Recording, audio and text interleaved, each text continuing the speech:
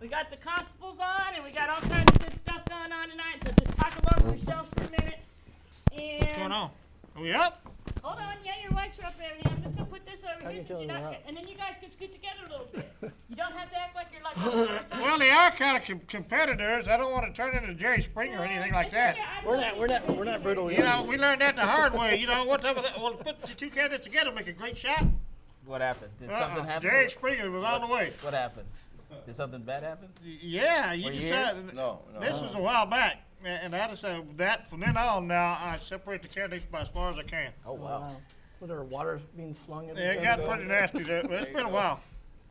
It's been a little while, but yeah, it got. Usually you separate the candidates when they're competing against each other. The signs turned out. Oh, okay. Not really good. Yeah, you got that nice little red going on with the Libertarian and for Constable. Look at that, looks really cool. Okay. I might attract some Republicans that way. Look, that's a neat, Yeah, you might all blue, huh? that's a nifty Oh, effect oh. right there.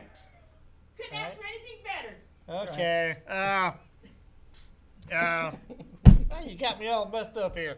Oh, beautiful effect tonight. As if that was anyway. We're gonna start off with the constables, like I said earlier, and then we'll go to Mr. Wallace. But for right now, we all know Mike Cargill, been here before, sir. Roy is all I know you by, but I know that's not your whole name. Well, there it says it right there, doesn't it? Yep. Raul Roy or Roy Camacho, either way. And you're not related to the boxer. I am not related to the boxer, and I don't have that negative attitude. 10-4. We'll start with you then. Go ahead and fill us in on just who you are, where you come from, stuff like that. All right. Well, again, Introduce yourself. sure. I am Raul. Some people call me Roy. Last name is Camacho. I'm originally from Houston, Texas. I've been a peace officer for since 2008. I'm very, very active in the community. I have a marketing degree. I'll be having a bachelor's degree in organizational management. And I also have a degree in the School of Hard Knocks. I know how to work with people. I've learned life lessons working with the community. And I believe it's time for a new constable, and I want to be your constable. That happened. Huh? What happened to my trailer park?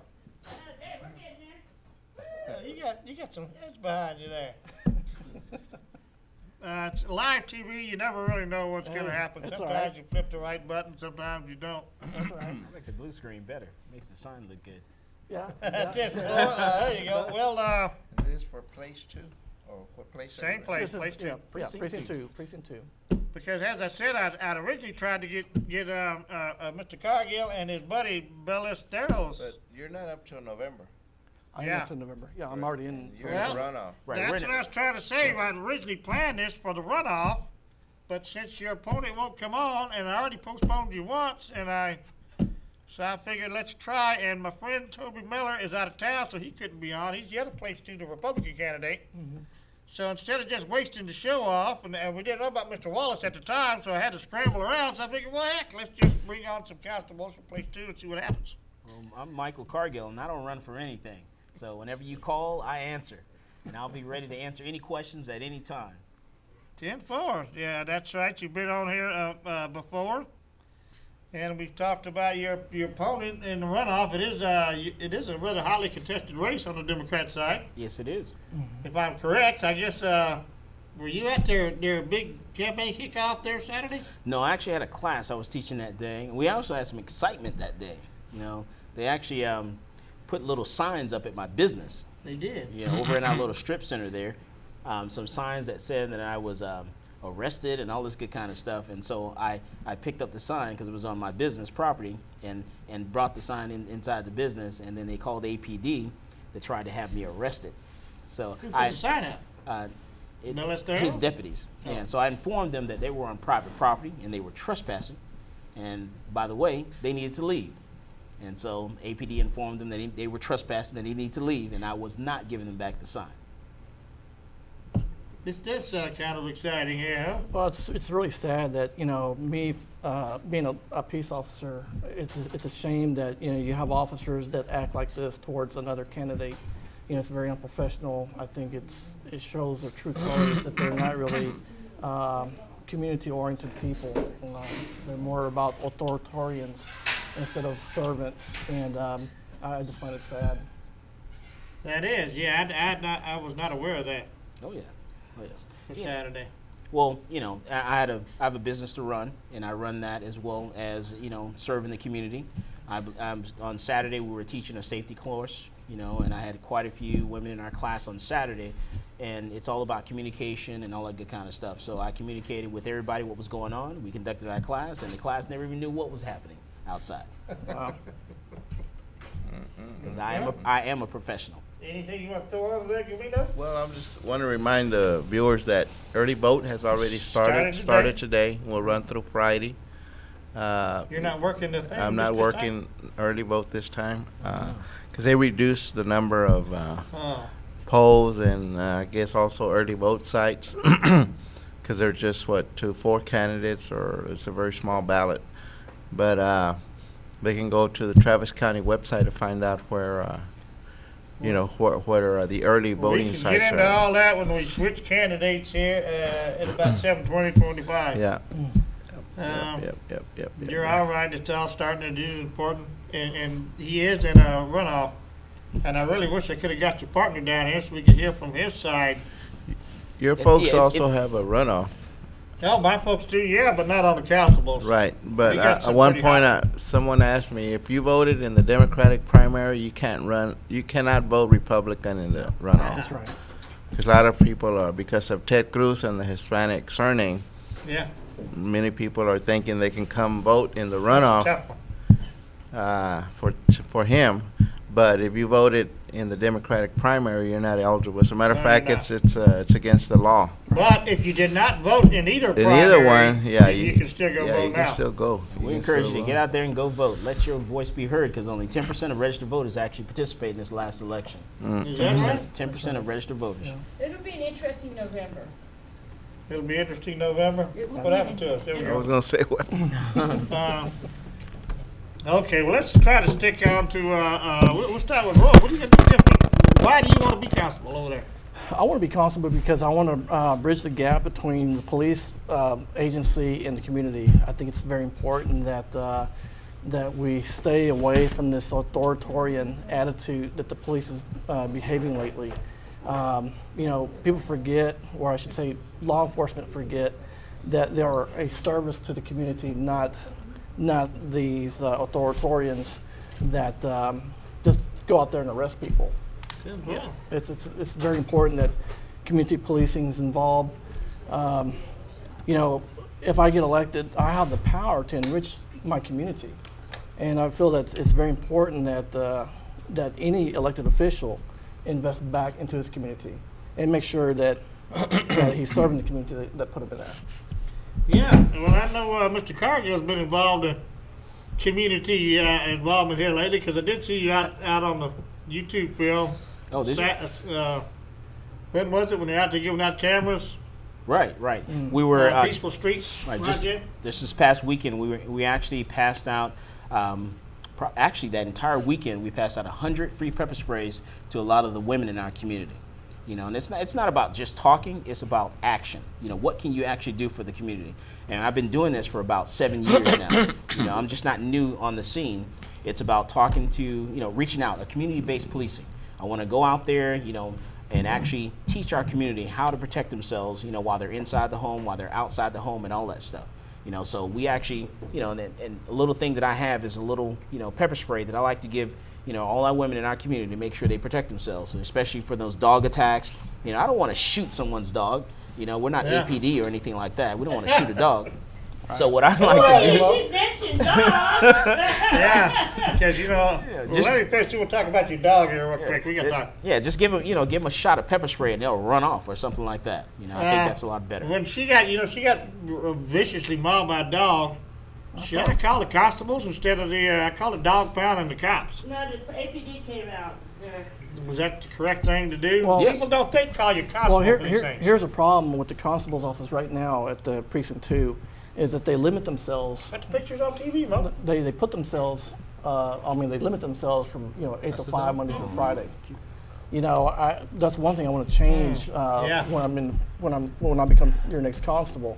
I want to make sure that we have weekend officers, and not only that, some night shift officers, because You know, you can actually do more service to the community that way. A lot of times EPD can't be there in time. You know, you can't rely Well, on they're them. not, yeah. And so, another thing too, a lot of due process can be done in the evenings. You know, instead of Monday through Friday, 8 to 5. And it's important that we serve those papers and get them served, so that way we can generate that revenue that you know the court needs. And the way to do this is by hiring officers, you know, as what's it called, as volunteers. You know what I'm saying? So you don't have to actually pay officers to work for the So constable's office. you get qualified citizens and let them volunteer? No, sir. What I'm saying is that I'm not sure I'm following this. there's actual peace officers here in Yes, the sir. central part of Texas that can actually volunteer, work as you know as a temp for the constable's office, and you know Save money that way, or? exactly it saves money for the taxpayers. You know, at the same time they're reaching out to the community. You know, they can serve papers or whatever, get those knocked out in the evening. You know, there's so many things you can do with this constable's office, but this guy who's in office right now is not doing so. And I think what Raul's talking about is actually, you know, increasing the reserves, you know, the reserve Oh, deputies, okay. and increasing that staff there a little more, and you know, maybe not so much in the paid staff. I got a term for that.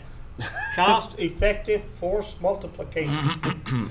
And also get back to being peace officers. Right. You know, not police officers, being peace officers and actually working with the community and trying to, you know, build the community, you know, to actually, you know, police themselves. What's the number of constables in the precinct right now? They right. How many deputies? How many deputies do they have, Yeah. and what management experience do each of y'all bring in managing that type of force? From what I understand, I don't have the right number, maybe you do, but I'm assuming they have about 40, 50 officers right now at the Constable Precinct 2. The management style that I bring, I have 10 years worth of management experience. I did civil process experience before in Houston, and plus, like I said, I have a degree in organizational management. I've led projects, I've led people, and I actually brought people together. And so when people say it can't be done, I prove them wrong. And so one of the things I want to do here is, like I said, is to enrich the community. It's just so important. People have a huge mistrust with law enforcement. And one of the things I want to do here at the constable's office is make sure that every officer, whenever they go on a call, they have to wear a body-worn camera. You know, a lot of people use cameras because they're in fear of officers. And then when they do that, sometimes they get arrested. So what I want to do is I want to have our officers accountable for everything they do, everything that they do. It's important that they wear a body-worn camera with a mic. That way everything's documented. And another thing I want to do with the constable's office is to get it accredited. How much does this cost? It doesn't cost Not to much. catch you out like It that. does not cost much for the taxpayers at all. And actually, it reduces the liability costs. You know, and You can plus, get a reduction in your insurance rates? well, you should be able to get a reduction if you become. Let me tell you this: if you become an accredited agency, Yes, you sir. reduce liability costs tremendously by the millions of dollars. Is that, So that's a huge savings to taxpayers. It also shows the taxpayers that, hey, them being accredited, that means someone's looking over the agency, and they're being held accountable for everything they do. But have you ever supervised a force of that many deputies before? Well, when I was in Houston, not law enforcement, no, Okay. but people, yes. People, Yes. okay. Same question, Mr. Gardner. And when I was in the Army, I served 12 years in the United States Army, and I actually, yes, I supervised soldiers, and we actually were deployed to Bosnia. I've served in Korea, and yes, I've actually, you know, been in charge of N2IC, in charge of about 15 other soldiers. So yes, I'm experienced in completing those tasks and actually running a department of that level. And I also was an N2IC of an S3 operations while I was in the United States Army as well. So, with my experience in the military, and also I'm a small business owner, and I've been a business owner for about 5 years or so. And with that experience there, being a business owner, yes, You know, I will have no problems in looking into the budget of the constable's office and seeing where we can cut costs and actually be more effective and also help out the community with the same, you know, all in the same breath. And it's ironic that because of the timing, you know, the unfortunate accidents that happen in Colorado has risen the issue or the debate about gun rights, you know, people possessing weapons. What's your opinion on that? And share that with your constituents, those that you want to have support you for constable, so they'll know what type of mindset a constable they have. Since we have a very strong anti-gun constable Right. in Avante, isn't that him? Yeah, I think so. Oh, no. He's a very. But it has sparked a debate once again about gun control. So what's your positions on that? Well, I'm a strong believer in the Constitution. You know, people should have the right to bear arms. I don't want to take that away from people. It's just unfortunate we have idiots in this world that abuse our freedom. You know, there's a debate that was brought up on the news that what if there was an individual there that had a concealed weapon that could have took the individual out. The problem with that is that there could have been more of a liability, and so it's one of those. It's this catch-22 things. You know, it's one of those things where, like, okay, yeah, if an individual had a concealed weapon and was able to perhaps shoot towards where the shooter was, there was a possibility with all that body armor, that bullet could have ricocheted and hit a bystander. That would have been a liability issue. Now, me again being a peace officer, we don't like assault weapons, you know, especially if we're going to go through a call. You know, we're going to be outgunned basically. Even though we have body vests and all that stuff, we're going to be outgunned. The way I look at it, there's really no straight answer to say, yeah, let's take away the assault weapons and let's take away the gun rights from people. That's not a solution. Again, I just wish there was a little bit more. To be honest with you, I just wish there was a way we could figure out who the lunatics are, and that way they don't have no access to guns. I'll talk about lunatics and guns. I just got to insert this one. Condolences and all that to the families and friends of those poor people up there in Aurora, One of them comes from San Antonio. Well, one's from one here in comes from Austin. San Antonio. Yeah, Well, our condolences and stuff to the families and friends of those people. Yeah, there's a gentleman here, a 51-year-old gentleman Thank you, from Mom. Austin, Texas, that did not make it. He was there with his 2 sons or 2 grandsons. It's my understanding, and it's just In unfortunate that theater, yes, ma'am. they made it out okay? The 2 sons did, but the 51-year-old gentleman from Austin did not. Well, our condolences to the family. That Absolutely. was just. Yeah. And Okay. my sons went to the midnight showing of it, and and I just see how happy and excited they were to go to that movie and talking about it, and then to have this happen. Well, there's another statistic like that night. There was what? How many millions of people went to movies all across the country? Well, I was one of them, and I was actually debating to carry my sidearm. You know, we went to the midnight show, and I was debating should I carry my sidearm. That night I didn't, but now I'm thinking twice. Okay, Mike. Well, I've been a Democrat for, ever since I was 18 years old, and I'm 43 now. And one thing about me is, I've always, ever since I was 21 years old, I've always carried a gun on me. I've been in the military for 12 years, and it's just something that, that I'm experienced in. So, and I support the concealed handgun license program that we have here in the state of Texas. In a situation like that, you're not, as a CHR holder, your job is not to act as a, security officer. You're not supposed to, try to protect and control, the entire room. It's all about your personal protection and your, protection of your family. Right. And in a situation like that, all I can say is, if that would have happened while I was in the theater, I would have protected my family and myself. I try to eat first. My first thing is try to get out of there. If I can't get out, because the person is, coming toward me to point a gun at me, then I would do what I need to do to protect myself because I want to live. Well, recently the last legislature, the issue of allowing guns back on campus also resurrected. And I'm pretty sure this new coming legislature is also going to Try it again. be a topic of discussion. But what are y'all doing now to get the vote out? Since we all know that, well, in your case, because we know voter turnout is very, very low, especially in runoffs. And You're going to be facing this here real quick. You've and, been, and you can also let the folks know if they want how they can help you and all that. Sure. You know, and I encourage you to Well, go we're out of time. to cargillforconstable.com to our website, because I believe in police-based, community-based policing. You know, the community, policing themselves and helping themselves out. And I am a supporter of the Second Amendment, as well as other things. I do support, my grandmother was about 60 years old. And when you're talking about the college campus, and she decided that she wanted to go back to school to further her education.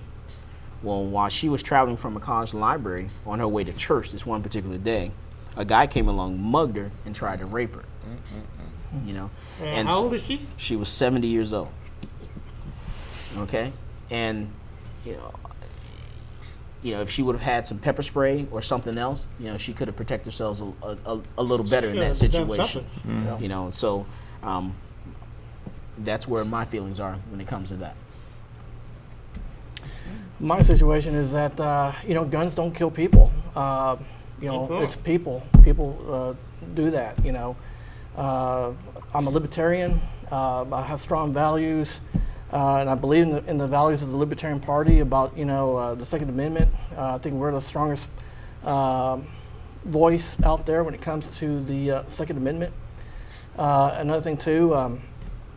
I feel that when you brought up about the gun situation in campuses, we have campus police, but they can't be everywhere, And to be honest with you, I worked at ACCPD, and so I understand. I actually saw the vulnerability of where the officers stay at, where they're stationed at, and so anybody can go to the office, and God forbid, but they It's a go. soft target, huh? They're a soft target. And so if you take out the soft target, the rest of the mass is yours. And so my situation is, hey, I'm a community service activist. I want to bridge the gap between the constable and the community. I have good experience, and you can reach me at www.rcamacho.us, and you can also find me on Facebook. And see what sometimes You what got some more time. what people forget also is that I'm running on a Democratic ticket. Okay, I'm a Democrat. Been a Democrat ever since I was 18 years old. I'm 43. And then also they tend to relate me to the Republican Party. Because of because of the Second Amendment stance. And so what they tend to forget is also that I'm also in a same-sex relationship. And I've been in a same-sex relationship for 14 years. So Gee. I'm actually a poster child for the Democratic Party. And so, They gave it a gun. exactly, so, I support the Second Amendment. I guess I Same-sex should relationship. make jokes about my teeth and all that, No, you shouldn't. I don't know. No, just joking. So, I am. So was I. I'm a Democrat, and I've been a Democrat my entire life, and so that's what I believe in, and that's who I am. I'm not a Republican. I'm a Democrat, and I support the Second Amendment. Good. Real quick, I just want to say that Michael and I, we've met back in December of last year when we first announced our runs for constable, and we have a lot of similarities. A lot of things that we want to do is to help and better the community, and I'm just letting you guys know. I wish him the best of luck for this runoff. I'm gonna ask him here on air. I thought you were going to say something else. No, I gotta ask him here on air. I gotta ask him here right here on air. I hope you do beat Ballesteros. I really do, because I think you're a good guy. What are some of the things you don't like about him? Well, the way he treats people. Right. Okay, the way he treats people, he's very hostile. He likes to intimidate people, and not just him, but some of his officers as well. It starts from the top. Yeah, exactly. So by November 7th, those guys need to start looking for a job. I can tell you that. But what I'm going to ask Michael is that, look, I hope you make it if you can beat him on this runoff, but if you can't, would you endorse me? I have to look at, I'll look at both candidates, Toby Miller and then also yourself. Sure. So I'll definitely look at that, because his background, his I history, understand, yep, and yep. do you know what it was? He was a sheriff, I know that. Yeah. No, not Toby. Toby Miller? No, Oh, you talking about Ballesteros? Ballesteros. Oh, I know his history. Him and his thugs, I call them thugs, that's what they were. They were thugs. Mm-hmm. And So you said you might endorse Ballesteros? No, I can never endorse anyone that's responsible for bringing 4,000 kilograms of cocaine into the United States from Exactly. Mexico. I can never endorse anyone who accepted cash gifts from the drug cartels. Even if he was doing it under orders? or- $50,000. There's no way, because I care too much about the American people and too much about the citizens if of he was Travis doing it County under to orders, endorse him. if he was doing it under orders, he would actually say it in court. But he Well, did if not, it's he an didn't- undercover operation, I mean, No. he didn't get arrested for it. No, if you're in court, you're immune to your own agency from being, prosecuted or being. Well, if there were security reasons, undercover, maybe, we can't really reveal certain No, that's. But then that's they- right. ongoing investigation or something, I don't know. But it- Anyway, that's, But the Department of Justice released a statement, and they said that he can no longer serve as a witness, in any future criminal cases. That means that Constable Ballesteros can't even, when he writes a speeding ticket, that means that a person can can actually use that as a defense in court. well, we'll be looking forward Well, good to luck to both of y'all. whoever you're gonna endorse if you lose, and let's try to get constables on again before November. But we're not going to lose, and because I want you to vote for me, Michael Cargill, running for Travis County Constable Precinct 2. All right. Vote And, today, vote now. Well, I wish him good luck. I feel that I'm the stronger candidate. I have the experience, I have the tenacity, I have the willpower, and at the same time, I believe I can do a better job than the current constable right now. And I'm about servant leadership. A lot of people don't understand what that means, but if you look it up, that's who I am. Appreciate it, and we'll Appreciate be it. back in Thank touch. you for both of y'all to coming Thank you. for coming on the I air. appreciate the opportunity. Thank you very All much. right. Thanks, y'all. All right, now we're gonna have Mr. Wallace come on. He's been, we'll let him introduce himself. Are we changing out or we just? Yeah, we're gonna change out. All right. Oh, you gonna turn this off? Well, I have our guest slate up there. Oh, for Tim right now, Paul, so yeah, say- there they are. Yeah, so. And we will have more constables on before We'll have a November. guest slate going on right We'll now. have to have a constable show on before Appreciate the it. general election. And it'll probably be all the constables from whoever wants to come on. Thank you. So let's hope to see you again, Toby. Is that a bullet?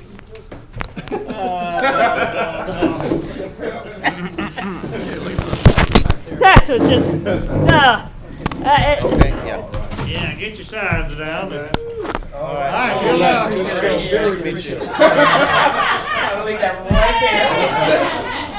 We'll be in touch. It was a pleasure. Y'all did a good job. Yes, indeed. Your microphone. Oh, where's the microphone at? Where does the microphone go? Just grab one of Follow it. There it is. That'll work. I think that'll work. Testing, 1, 2, 3. Sounds like it. I don't know much about you, Mr. Wallace. You're gonna have to tell us about who you are and what you're doing. Okay, I'll go back over the whole lifestyle if you want me to. Well, No, we've no, got I ain't about gonna do 30 that. minutes. 30 About minutes. 28 minutes and 30 seconds, I guess. Well, I'm Oh, hold on. Is there any announcement we need to make? Get out and vote? Get out and vote, and the town hall meeting at LBJ all right, y'all make the this announcement, Saturday at yes. 10 a.m. This Saturday? I the- need to put that out on the email. I want to remind folks about the One Sec what- School yeah, town hall school meeting that now. AISD is hosting this Saturday, 10 a.m. at LBJ High School. forgot It's real all about important that parents that are going to be affected by this go out there and ask all the questions, because right now it's a proposal, and their AISD is doing that reach out and getting all. So we need to make sure that parents that are going to be affected by this, make sure they go out and ask all the questions. Who are the teachers going to be? Is there going to be transportation? What type of commitment is this coming from AISD? All those You gotta make him questions. scoot over too, Mom. Well, when he gets done talking, he can scoot over. All these questions need to be asked now before the board votes. The board's going to be taking a vote, I think, sometime early next year. But we want to remind everyone to go out there. It's going to be at LBJ, 10 a.m. To listen to the presentation by AISD on this one-sex school. Boys and girls. At Garcia will be the boys, and Pierce is going to be the girls. Now? Girls. So we want to invite everyone to go out there and take part in this discussion. And it's uneven again, and there's two schools for girls and one for boys. They need to have 2 and 2. If you can, That's right, they're scoot still over a gonna, they're little still bit, gonna help in the, watch your drink. they're gonna keep the, what's her name? Used to be governor, and Ann Richards? Ann Richards School for girls, still gonna be able to, there'll be 2, that's right, there'll be 2 girls' schools. Yes. Right, but by the Ann Richards School, you have to apply No, and be accepted. 'Cause they Oh, have a okay. little bit higher standards, where these schools, they're gonna use, they're gonna combine the AISD, the districts, the boundaries of Pierce and Garcia we together. need to have a boys' school anyway, that's for another. But show anyway, that we'll yeah, bring on. we just wanna make sure that persons go out there and participate in the dialogue, because if it does happen, it is gonna impact those families out there. Yes. Mr. Wallace. Hello, How are guys. you? Good to see y'all again, Welcome. man. All It's- right. All right, Well, I'm here to give y'all an update okay. from the complaint that we filed with the federal government about the city and its federal regulation rules and guidelines and not letting minorities participate.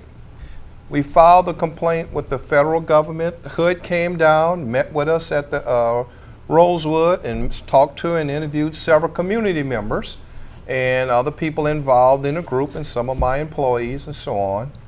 And they changed our complaint from a standard complaint to retaliation, because the city retaliated against us. And we expected that to happen based on the things that was going on. And from there, we have gotten a lot of the senators involved. Senator Carney's office have been very good in helping us, really pushed Hood. And one of the key, Republican there.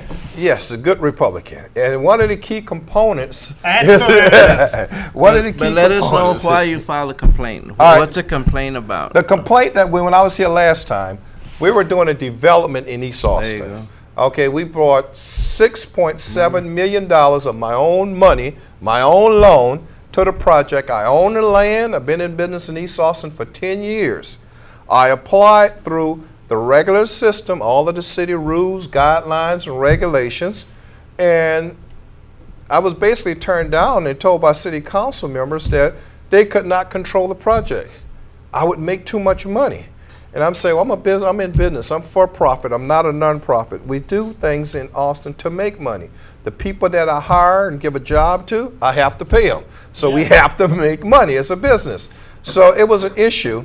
And I was literally turned down because I was developing in East Austin in a city. At the time, the young lady who was head of neighborhood housing told me that the city didn't want to spend their money in a poor opportunity area.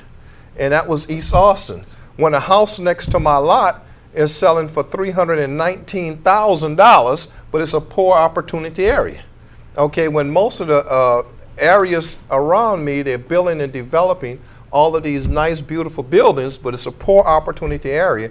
When minorities want to do something, it's always some silly excuse that is used to keep us from doing it.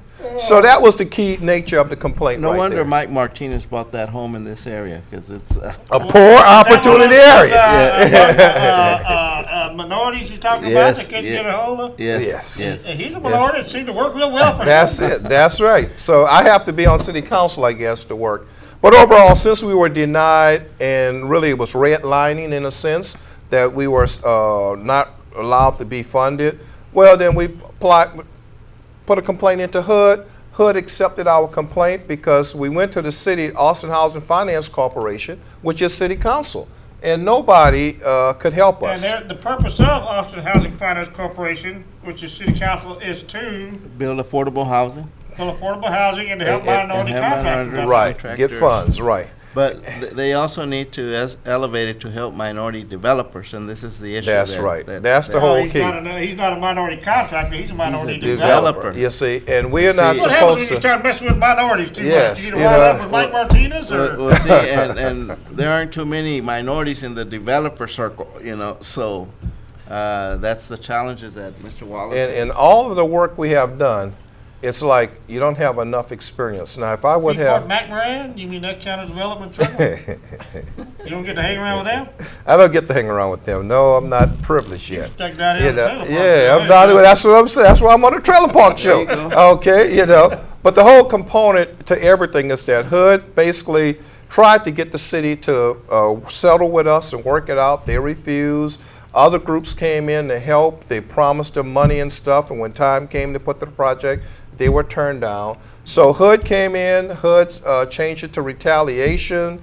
Now that we have Hood involved, we met. I met, I should say, this last week in New Orleans with Jim Litton, assistant. Talked to her over the phone. He's the Louisiana District 1 federal prosecutor, and we have him willing to extend his jurisdiction to Austin, Texas, because of the FEMA funds that was missing in child care, housing, and I'm told the Urban League, but I really don't know that because I don't have the data Hold on or a facts minute. or whatever.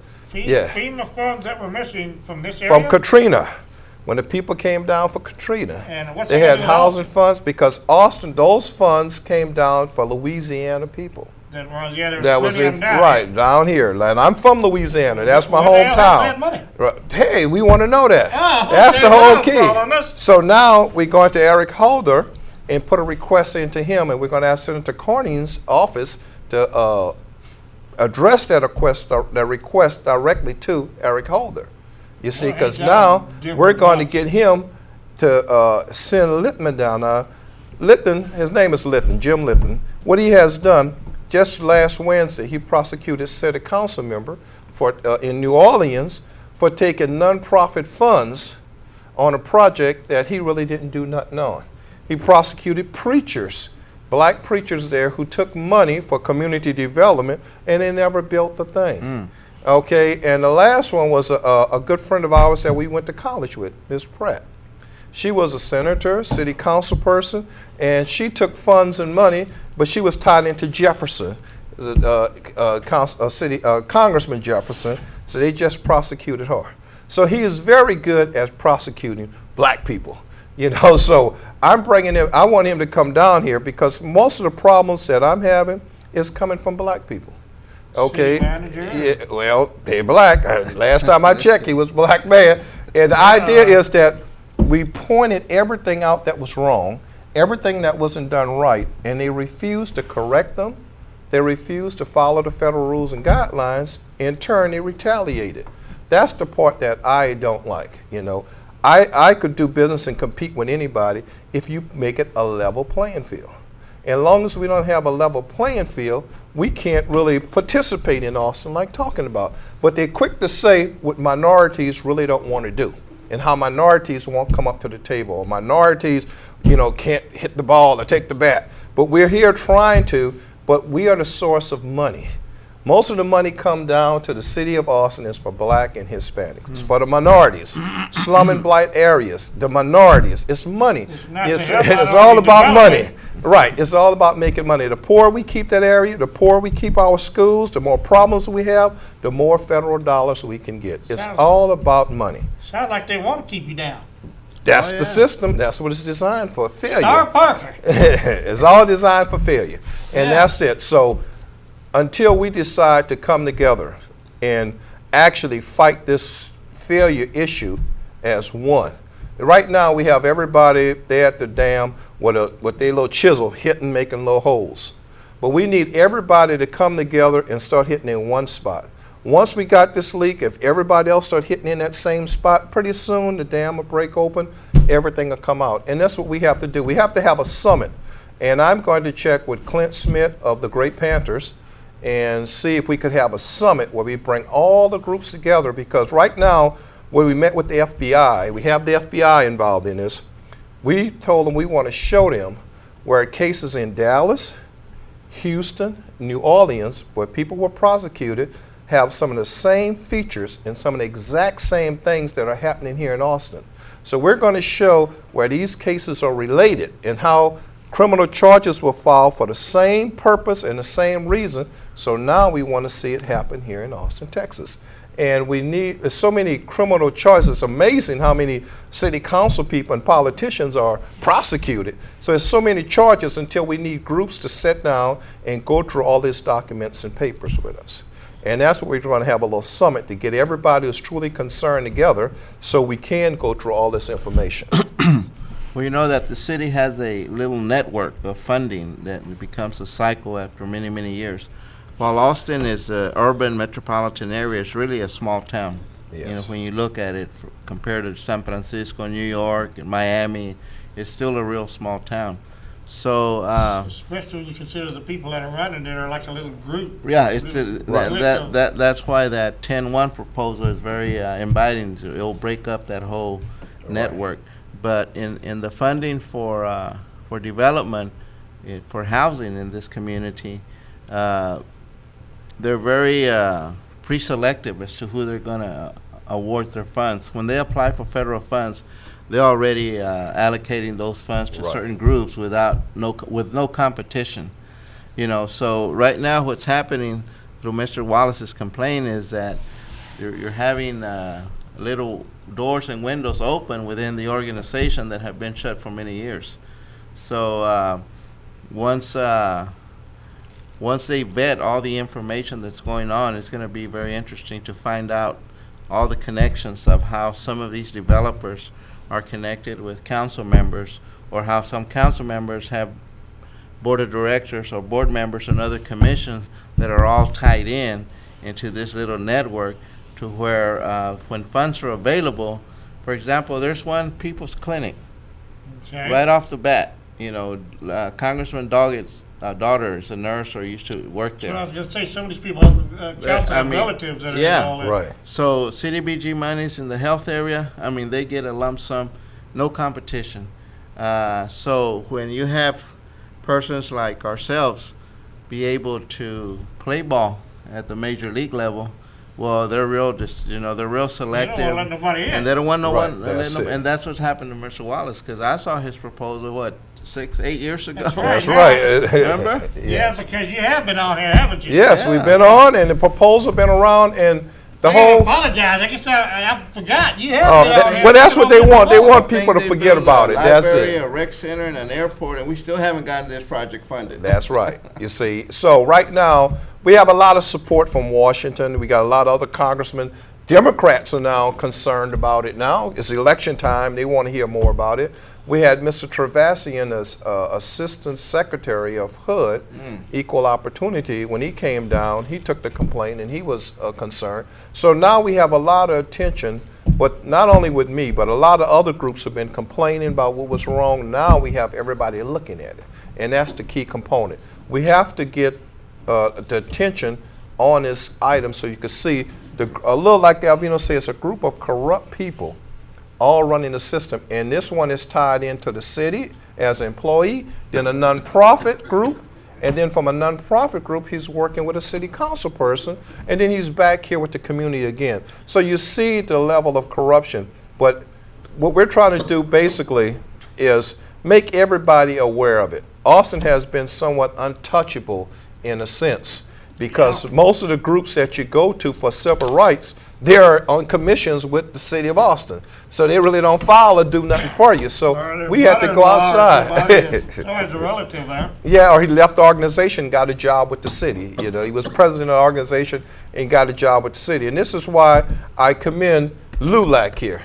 You know, Mr. Galvino is not on anybody's board or commission, and they always say how LULAC is always complaining. But LULAC is the only one that is actually standing up and addressing the issue and making it known to the public.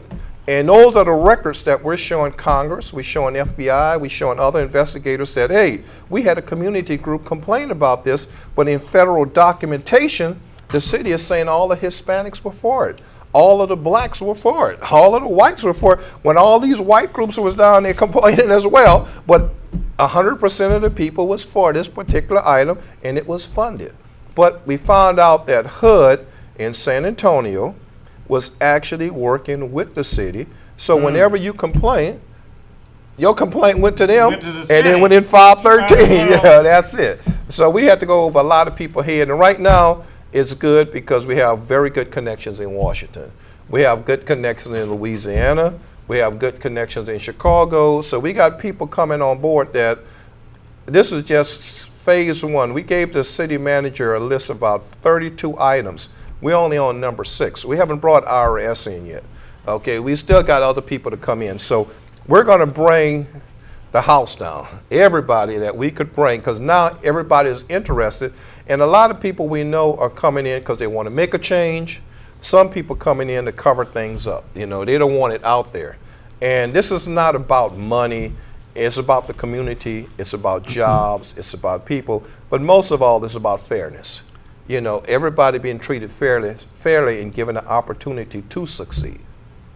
Well, you know that if you call the Austin Housing Authority, there's a waiting list, about 400 or 500 families, if not more. It's a 5-year waiting list. If you call other housing programs, there's also a waiting list. Right. So because Austin claims to be a front runner in affordable housing or for housing, you know, the need is very, very critical. Mr. Wallace's site is very central as well. You know, it's right here on Springdale and Oak Springs. I mean, not Springdale, Weberville. Waterville. In Oak Springs, in that little area, right across the street from the Booker T. Washington Yes, housing. yeah. So we've gone, what, 6, 7 years over Going on this 7 issue? years. This complex would have already been built, would have already been meeting And some of affordable those housing housing right there needs. for That's hard-working it. You know, families. and but because some select few in that circle become greedy, okay, that's what happens. You know, they become greedy and they say, no, we don't want it going down there. It needs to stay this way, because that's the way it's been in the past. You know, because I remember walking into a meeting where Manager Ott brought in all his department folks to see Mr. Wallace's project, what it was going to take. And one of the first comments, the director of Austin Housing Finance Corporation said, why don't you hook up with Campbell Ho, a white organization that's Right. down the street that they develop. Why don't you hook up? I say, well, no, we can develop too. We want to be able to develop as well. I mean, we don't mind having Benjamin Franklin come visit us more often, you know? Yeah. So it's that mindset, it's that whole mindset. And then, like I said, Austin, look at the city council. Mike Martinez almost spent almost $190,000 to win a re-election. I mean, that only pays. that just gives you a real heads up as to what kind of maneuvering is going on with these funds and how much vested interest all these contributors and why they made those investments. Right, that's the key. That's the key component there. When you start looking at some of these nonprofits, you look at the board of the nonprofits, the organization that's been donating to these nonprofits, then you start seeing a pattern, a nice pattern of fraud and corruption there. And this is what we're showing to the FBI. So when they finish, not only are they going to go after certain people citywide, but they're going to go after some of these big-time nonprofits and the donors and stuff involved. And this will open the door to a lot of other cases, because those people in Dallas who was convicted of doing the same thing Austin's doing, their attorney want that information now, because he want to go back and do appeal and say, hey, look, this guy is doing the same thing in Austin, and he's a white guy. Y'all didn't do anything to him, so I want my client case revisited. So we got a lot of attention now coming our way. And we just started, we are at LULAC. We had the first Black LULAC chapter in East Austin with Mr. Galvino and them here. And most of our parents who attend the daycare center are mixed families.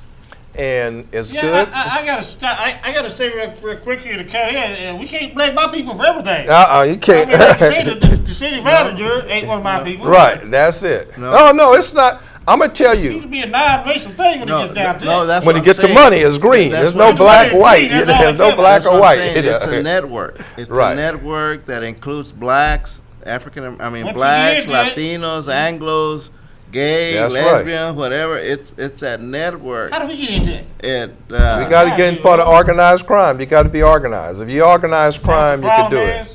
That's it. We're not criminal enough, You're not willing to give up your freedom. You see, and the key component is helping the community is more than enough money and funds. It's a very simple issue. We got people, 1,500 people right around this area here. You get 0 to 5 qualify for child care and in need of child care. 1,500. That's a lot of young families who need child care. And it's not an issue of money. It's an issue of them they don't want to spend the money on those people.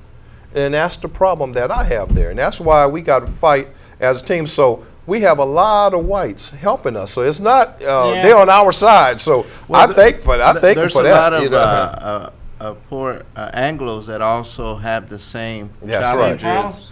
That's Challenges right. of no job. Where am I? Where am I going to pay my real rent? quick, Loyola, 183, just east of Loyola, that neighborhood there.